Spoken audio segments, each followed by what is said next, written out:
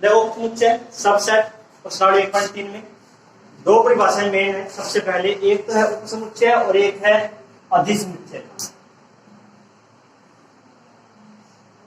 अधिसमुच्चय यानी कि superset, superset,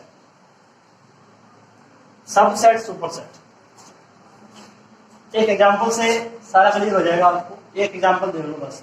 जैसे हमें सेट ए दे रखा है 1 2 3 और सेट बी दे रखा है आपको 0 1 2 3 4 5। समुच्चय ए के सभी एलिमेंट समुच्चय बी में है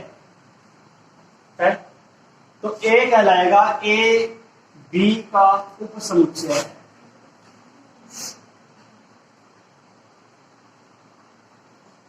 ये इसका इतनी सी बात है। समुच्चय ए बी का उपसमुच्चय होगा यदि समुच्चय ए का प्रत्येक एलिमेंट बी में विद्यमान, सभी एलिमेंट आने चाहिए इसमें। ठीक है, समझोगे। अब बात करते हैं अधिसमुच्चय। इसी लाइन को मैं दोबारा दूसरे तरीके से लिख रहा हूं, बी ए का अधिसमुच्चय है।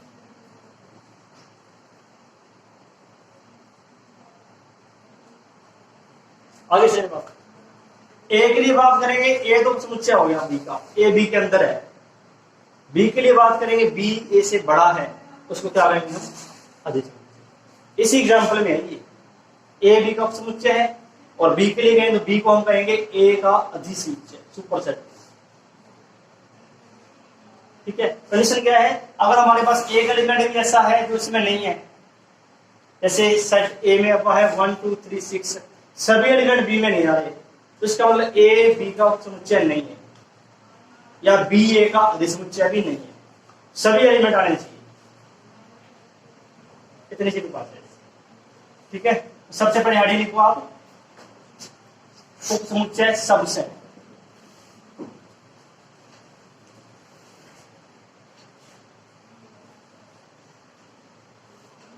इंग्लिश लैंग्वेज भी लिख लिया करो आप, सबसेट। ठीक है, देखो इसमें यदि समुच्चय ए का प्रत्येक अवयव, यदि समुच्चय ए का प्रत्येक अवयव समुच्चय बी में विद्यमान है, यदि समुच्चय ए का प्रत्येक अवयव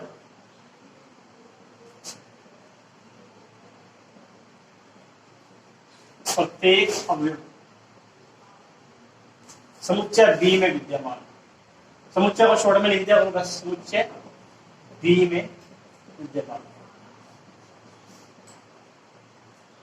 तो ए बी का उपसमुच्चय कहलाता है।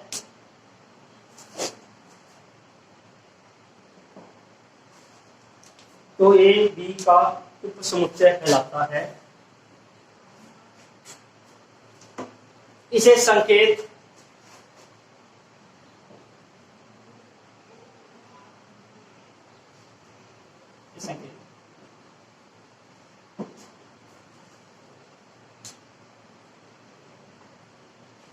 ऐसे बनाना आपको, से प्रदर्शित करते हैं।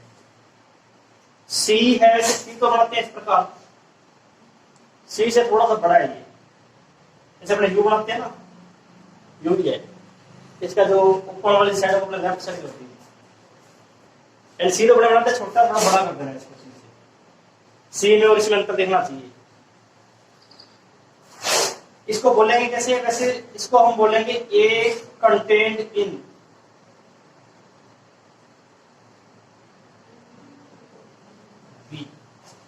Content in. Language English language ऐसे बोलेंगे इसको, A content in B, A B में समाहित है, समाहित है। इसका हिंदी का मीनिंग है ए बी में समाहित, ए बी में समाहित, A content in B. Content अपने सी से शुरू हो रहा है तो एक प्रकार से सी बनाएंगे। ठीक है, अब ये एग्जांपल लिखोगे इसका, सेट ए लिख दोगे, बी ए बी का उपसमुच्चय है, यहां जाएगा ए कंटेंट इन,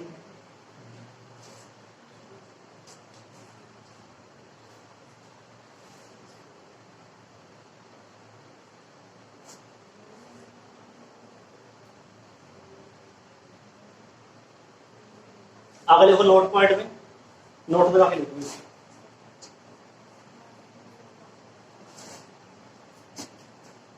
फर्स्ट महत्वपूर्ण बिंदु को सीधा नोट ही लिखो उसमें। नोट में फर्स्ट लिखो, यदि ए बी का उपसमुच्चय नहीं है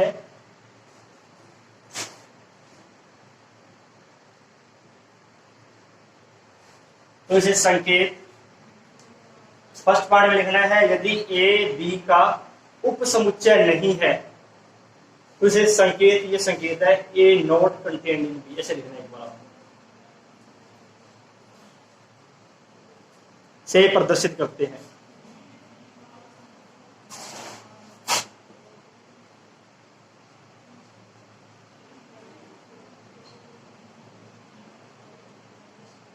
ए नॉट कंटेन्ड इन बी, ठीक है, इसका मीनिंग हो गया। लाइन लगा दी ना अपने, जैसे एलिमेंट में बताया था आपको ए बिलोंग्स टू ए, यानी कि ए का एलिमेंट है, लाइन लगा दे तो अपने क्या बोलेंगे इसको, नॉट बिलोंग्स टू। तो सीधा तो लिखेंगे ए कंटेन्ड इन बी, लाइन लगा दे तो क्या बन जाएगा, नॉट कंटेन्ड इन बी, ठीक है। सेकंड पार्ट लिखना है इसका आपको,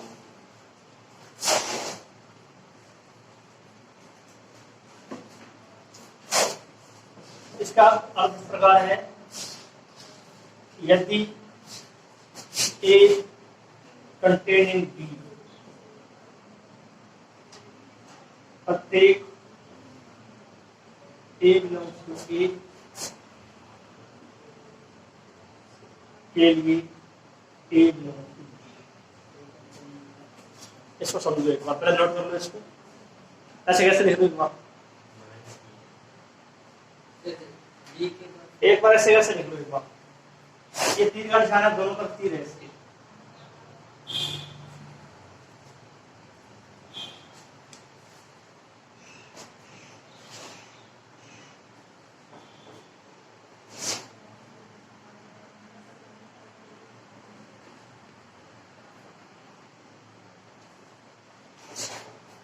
इसका मतलब क्या है, दोनों तरफ तीर के निशान का। यदि ए बी का उपसमुच्चय है तो ए का प्रत्येक अवयव बी में होगा, इसका मतलब क्या है, प्रत्येक ए बिलोंग्स टू ए, प्रत्येक मतलब ए का प्रत्येक अवयव बी में होगा। इधर वाले तीर का मतलब क्या है, यदि प्रत्येक ए बिलोंग्स टू ए के लिए ए बिलोंग्स टू बी है तो ए बी का उपसमुच्चय, मतलब अगर ये कथन सत्य है तो ये कथन भी सत्य होगा, और अगर ये कथन सत्य है तो ये कथन भी सत्य होगा। डबल तीर का मतलब ये होता है, जैसे मैं लाइन लिख रहा हूं, यदि कोई संख्या 9 से भाज्य है,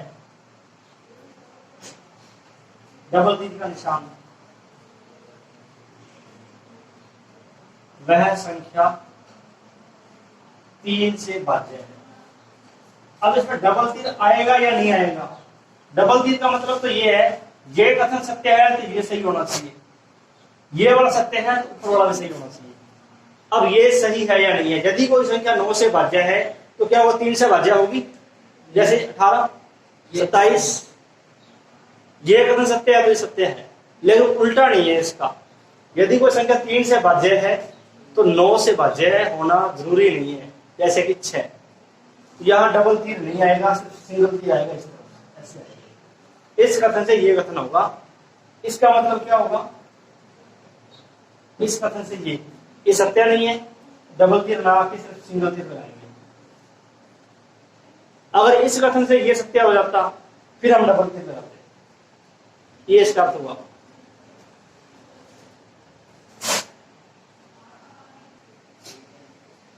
नंबर 3 पॉइंट लिखो इसमें, रिक्त समुच्चय फाई, रिक्त समुच्चय यानी कि एम्प्टी सेट फाई, प्रत्येक समुच्चय का उपसमुच्चय होता है। फाई ये लिखना है, एक समुच्चय फाई, फाई बोलते हैं इसको, प्रत्येक समुच्चय का उपसमुच्चय होता है।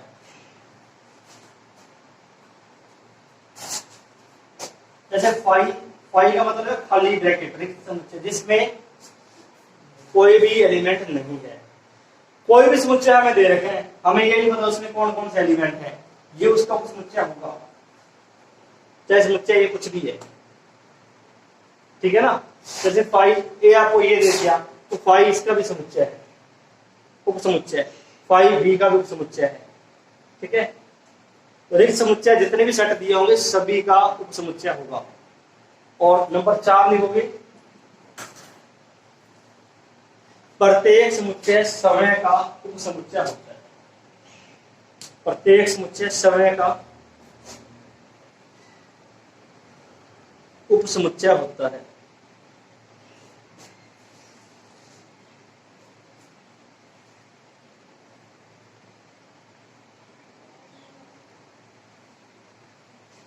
अर्थात ए सबसेट ऑफ पी, ए अपने आप का उपसमुच्चय है,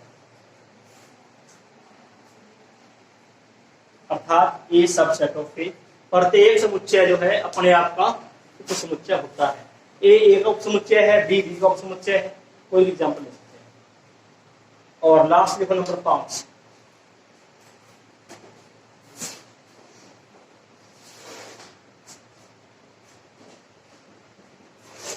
यदि A subset of B, B subset of A, तो ए बराबर बी। यदि ए बी का उपसमुच्चय है, बी ए का उपसमुच्चय है, इसका मतलब दोनों बराबर है।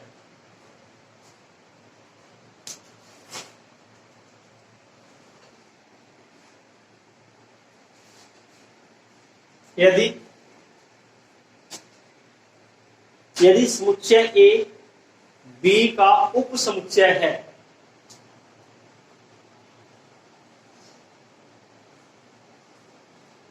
यदि समुच्चय ए बी का उपसमुच्चय है, ए बी का उपसमुच्चय है,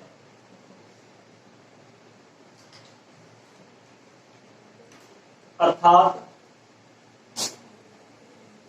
ए सबसेट ऑफ ए या A contain B, A subset of B या ए कंटेन बी, इस प्रकार लिखना है। तो बी ए का अधिसमुच्चय कहलाता है। तो बी ए का अधिसमुच्चय सुपरसेट कहलाता है।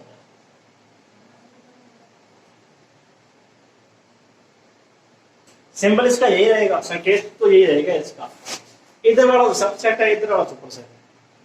ए सबसेट है बी का, बी सुपरसेट है ए, और कुछ नहीं है इसका। परिभाषा एग्जांपल सारे सेम है। अगले को एक सिंपल सी परिभाषा है, एकल समुच्चय।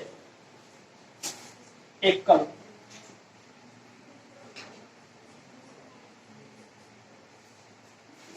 सिंगल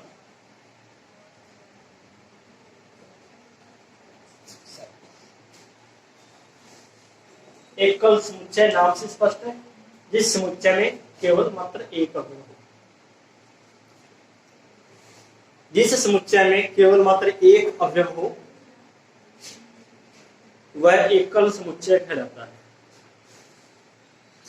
जिस समुच्चय में केवल मात्र एक अवयव हो एकल समुच्चय कहलाता है।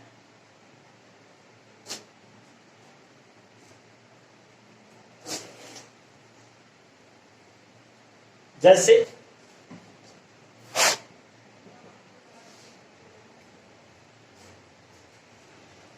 ए एकल समुच्चय है, सिंगलटन सेट है।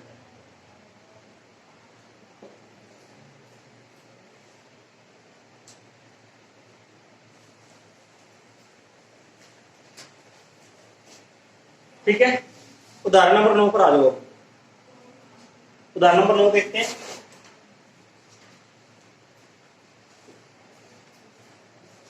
नीचे दिए गए समुच्चयों पर विचार कीजिए। फाई दिया हुआ है, ए दे रखा 13, बी में दे रखा 159, सी दे रखा 13579। ठीक है, तो कंटेंट या नॉट कंटेंट आपको फिल करना है। फर्स्ट में है 5 एक बार मैं लिख देता हूं। सेकंड आपके पास है ए बी, थर्ड क्या है ए सी, और फोर्थ क्या है बी सी।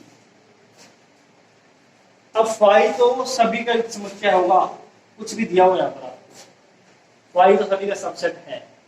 अब बात करते हैं ए और बी की। ए में एलिमेंट है 1 और 3, और बी में है 1 5 9। क्या आएगा? Not contain. बी, ए और सी, ए में एलिमेंट है 1 3 और सी में है 1 3 5 7 9। ए क्या है? सी में कंटेन है। और बी सी, अब सी यहां पर ए का सुपर सेट है, सी बी का भी सुपर सेट है, सी फाइव का भी सुपर सेट है, तो सी इन सभी का सुपर सेट है, अधिसमुच्चय। ठीक है ना? सी इन सभी, इस एग्जांपल में सी इन सभी का अधिसमुच्चय है। अब नेक्स्ट एग्जांपल देख लेना आप, 18th 10th एग्जांपल आप देख लेना। ठीक है? ए में दे रखे हैं ए ई आई ओ यू, बी में दे रखे हैं ए बी सी डी। समुच्चय ए में ए ई आई ओ यू, बी में है ए बी सी डी, तो ए बी का समुच्चय नहीं है। ठीक है? ये आगे वाला टॉपिक अपने बाद में करेंगे। अब अपने टॉपिक कर रहे हैं घात समुच्चय, पावर सेट। ये लिखो हेडिंग घात समुच्चय।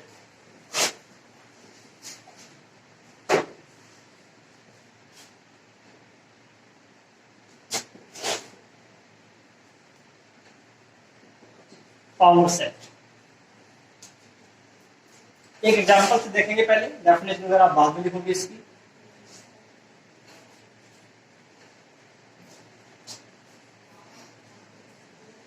देखो एक एग्जांपल ले रहे हैं, समुच्चय ए हमें दिया हुआ है ए बी सी, इसके हमें उप समुच्चय लिखने हैं। कितने भिन्न भिन्न उप समुच्चय बन सकते हैं? सबसे पहला उप समुच्चय लिखेंगे हम फाइव, रिक्त समुच्चय जिसका उप समुच्चय है। फिर हम लिखेंगे सिंगल एलिमेंट के ए बी और सी, ये सभी इसके उप समुच्चय है। फिर हम लिखेंगे डबल एलिमेंट के ए बी, बी सी और सी ए या ई सी। कोई और बनेगा? बनेगा। ये अपने आप का समुच्चय है।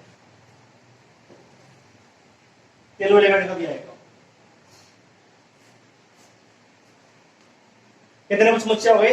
8 हो गए। ये इन सभी समुच्चयों को एक समुच्चय में लिख दें, इन सभी समुच्चयों को एक समुच्चय के रूप में लिख दें। ये है ए का घात समुच्चय, पावर सेट ऑफ ए। संकेत इसका होगा पी, ए का घात। सिंपल सी परिभाषा है इसकी। यदि ए हमें कोई समुच्चय दे रखा है तो उसके जितने भी भिन्न भिन्न उप समुच्चय बनेंगे, डिफरेंट डिफरेंट सबसेट, भिन्न भिन्न उप समुच्चय, कोई भी समान नहीं होना चाहिए, सब अलग अलग होना चाहिए। भिन्न भिन्न उप समुच्चयों का समुच्चय ए का घात समुच्चय कहलाता है। ठीक है? अब यहाँ एलिमेंट कितने थे? ए में 3 एलिमेंट थे, तो पी ए में आ गए 8 एलिमेंट। फॉर्मूला है इसका, यदि number of element in A equal to M, इसका मतलब है number of element in A में अवयवों की संख्या, यदि ये एम है तो number of element in P A 2/m। यदि ए में m अवयव है तो घात समुच्चय में कितने एलिमेंट होंगे? 2 की पावर m। इसमें 3 थे, m का मान 3 हो गया। घात समुच्चय में 2 की पावर 3 यानी कि 8 है। ये एक एलिमेंट है सर, ये एक एलिमेंट है, ध्यान रखना इसका। कितने एलिमेंट है? 8 एलिमेंट। पहले परिभाषा लिखो इसकी।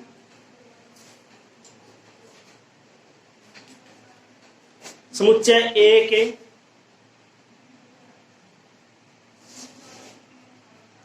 सभी संभावित भिन्न भिन्न समुच्चय ए के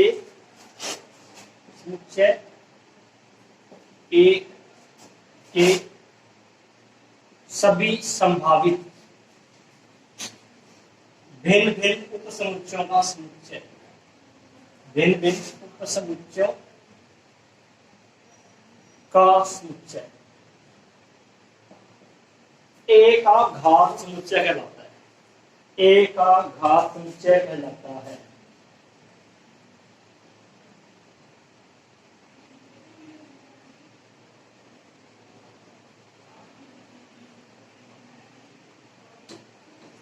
इसे संकेत पी ए से लिखते हैं,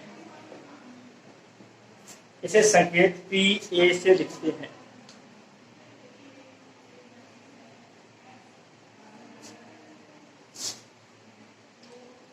ठीक है, इसके बाद ये लास्ट लाइन लिखोगे, सबसे लास्ट लाइन लिखनी पहले, उदाहरण बाद में लिखोगे। ये लिखोगे यदि एन ए बराबर एम, यानी कि ए में अवयवों की संख्या एम है, एन पी ए बराबर 2 की पावर एम, तो पी ए में कितने एलिमेंट आएंगे? 2 की पावर एम। अब आपको ये एग्जांपल नोट करना है, उदाहरण नोट कर लीजिए। बोलो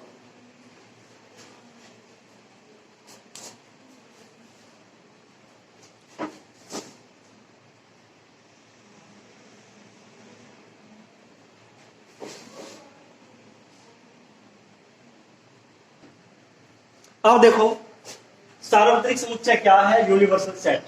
इसको हमने दूसरे तरीके से देखते हैं, जैसे हमें सेट दे दिया A1 2, B हमें दे दिया 2 3 6, एक सेट C हमें और दे दिया 1 4।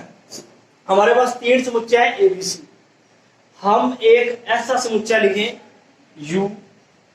U से डिनोट करेंगे इसको। हम एक ऐसा समुच्चय लिखें जो ए का भी अधिसमुच्चय हो, बी का अधिसमुच्चय हो, सी का भी अधिसमुच्चय हो। क्या लिखे बताओ? 1 2 3 4 5 6 7 8 9, कितने एलिमेंट? ये एलिमेंट तो कम से कम आने चाहिए, ज्यादा कितने भी हो सकते हैं, जैसे 5 नहीं है इसके अंदर, 7 8 9 नहीं है, कम से कम ये एलिमेंट आने चाहिए। यू इन तीनों के लिए क्या है? सार्वत्रिक समुच्चय। तो क्या परिभाषा है? दिए गए समुच्चयों का अधिसमुच्चय। बस एक लाइन में किसी क्वेश्चन में या किसी उदाहरण में जो हमें समुच्चय दे रखे हैं, उन सभी का जो अधिसमुच्चय होगा वह बनाएगा सार्वत्रिक समुच्चय। तो एक लाइन में लिख लो इसको। किसी विशेष स्थिति में, किसी विशेष स्थिति में दिए गए समुच्चयों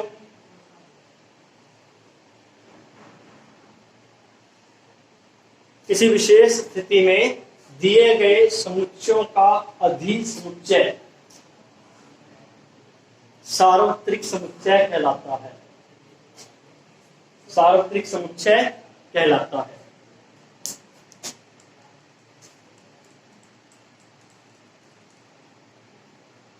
इसे संकेत U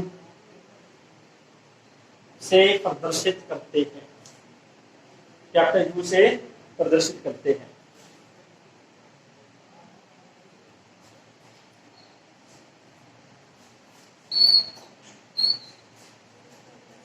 ठीक है, ये एग्जांपल लिख लो इसका, समुच्चय ABC, और ये इन सभी के लिए क्या है हमारे पास?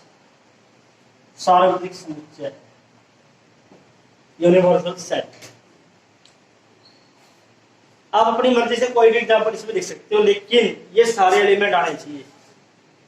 ठीक है, यहां हम प्राकृत संख्याओं का समुच्चय भी लिख सकते थे, यहाँ पर जेड भी लिख सकते थे, पूर्णांकों का समुच्चय, वो भी क्या है? इनके लिए सार्वत्रिक समुच्चय है। आप इसमें से question number second, first, second, third और फोर्थ 4 क्वेश्चन आपको करने हैं इसमें। एक्सरसाइज 1.3 में क्वेश्चन नंबर 1 से 4 तक आप कंप्लीट करेंगे। ठीक है, बाकी अपने देखते हैं कल।